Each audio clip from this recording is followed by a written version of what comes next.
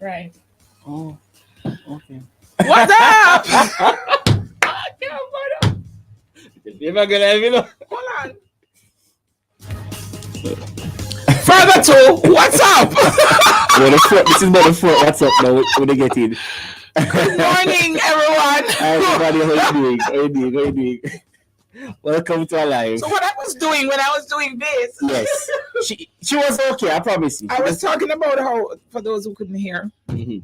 how Brother Victor is a hearties, And as my friend would say, hearty sees. So here I sing, and he came up to UTech at Perpetual Praise, and I asked him to sing, and here I sing, from the hill of the cross and the blood flowed. Right. And it was so moving, and then him reached down, but I can't kneel down again because it's a journey to get back up. Right. But yeah, man, he's a hearty sees. So Right. if you ask him if he's playing song. All right. All right. And we're coming to serve. Yes. For those who didn't hear, we're coming Third class tomorrow. We'll be live at 2, and Rebirth is playing music at 1 o'clock. Right. So come on, bring out the family, bring out your friends, bring out your Indeed. dog, bring out your cat. Let us. No? Leave the dog and the cat alone? Yes. All right. Please, just bring your family. No pets. Right. No pets allowed. And carry enough water. Stay hydrated. Yes. Yes. Blessings. All right. Sure.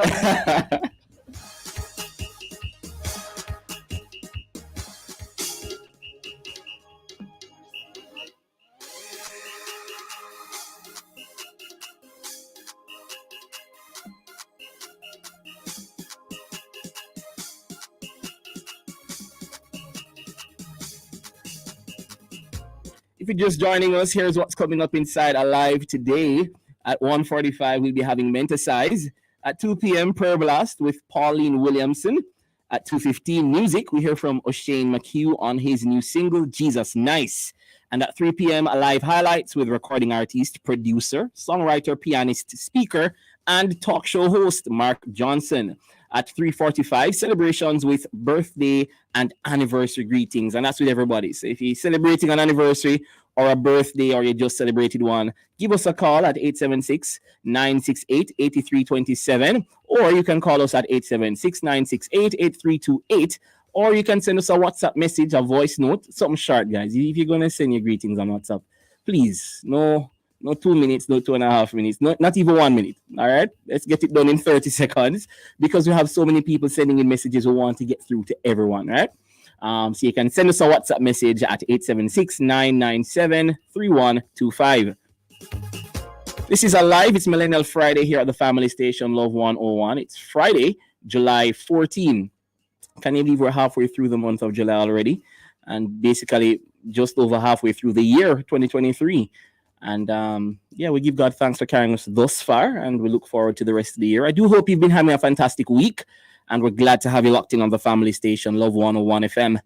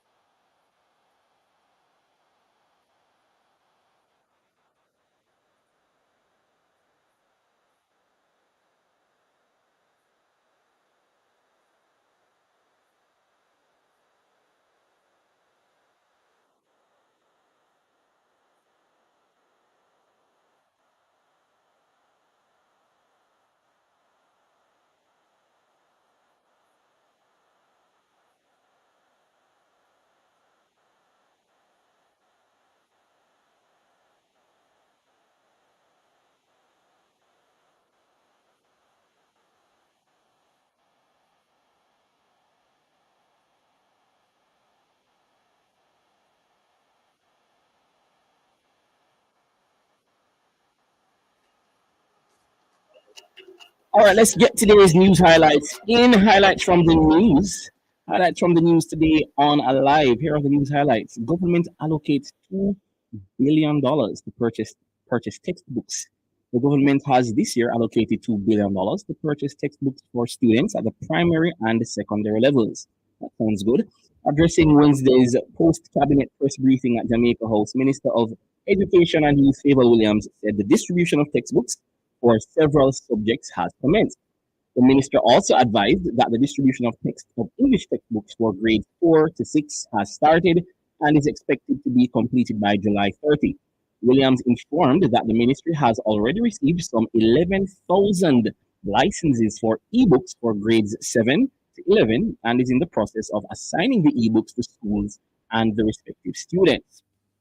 She further disclosed that CSEC accounts, Principles of Business and Office Administration ebooks, also for grade 11, will be distributed shortly, pointing out that we are in receipt of the licenses. I think that's a good thing. I think it's a very commendable thing that the government is, allocating funds toward getting textbooks in order for the students and ebooks available to the students. I do hope that, the distribution of these books and licenses is one that reaches all the neediest people, because something that happens sometimes is, the students at I don't want to say the poorer schools, but I would say the less resourced schools, you find that sometimes they don't get, the access to the resources that they need to have. So I'm hoping that it does, spread through and filter down to all the most needy schools.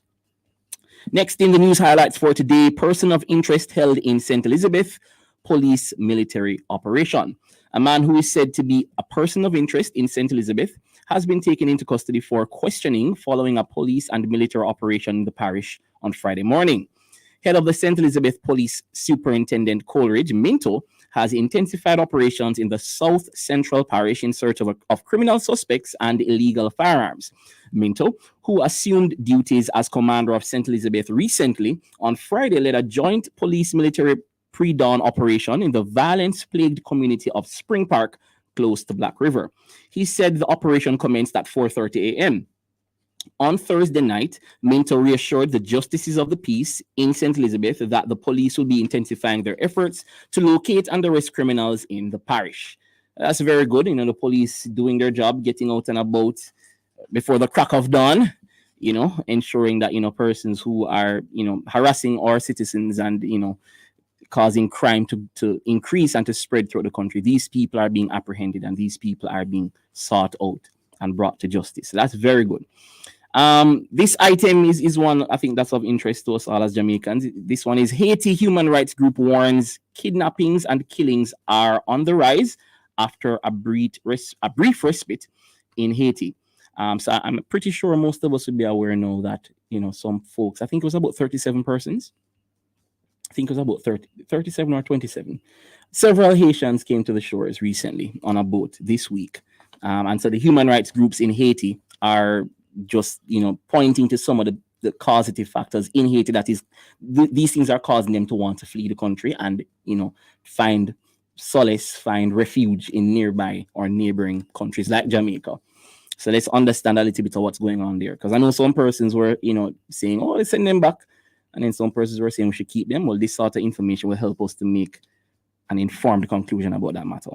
So a leading human rights group in Haiti warned about an upsurge in killings and kidnappings as the UN Security Council prepared to meet today about the country's worsening violence.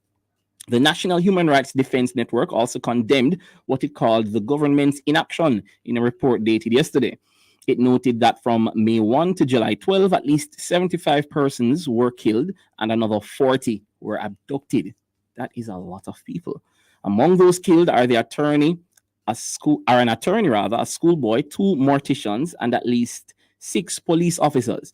Those kidnapped include a female journalist from Radio Vision 2000 who was later released, her husband, the former president of Haiti's Provisional Electorate Council, and that person is still being held by gang members since his abduction in mid-June. Gangs are also accused of breaking into a hospital in the community of Canaan in the northern place of Port-au-Prince, stealing medical supplies and abducting at least 6 security guards. In addition, armed criminals last month set fire to the building that housed the Jamaican consulate in Haiti. The violence recently forced Doctors Without Borders to suspend the treatment at one of their hospitals in Port-au-Prince after the group said some 20 plus armed men burst into an operating room and abducted a patient. That's really a lot of crazy stuff happening in Haiti. But it does help us to understand some of the situations that they are facing as a neighboring Caribbean country, and perhaps be a bit more empathetic. Imagine if this was happening in your country. We know we have crime and violence in Jamaica, right? We have crime and violence here. But this is next level. This is across the entire country. It's complete civil unrest. It's, mass kidnappings. It's mass murder. It's a whole lot of craziness going on. And so at least that helps us to understand a bit of why some people would risk their lives trying to get to Jamaica just to flee the violence and the craziness going on over there. So it's truly unfortunate. I think our prayers should be with them in this time, and we're hopeful that things will settle down and somehow justice, order, and peace will be restored so that we can have some sort of semblance of democracy and civility taking place in Haiti. These are the highlights in the news at this time, Friday, July 14, 2023. We trust that you were informed.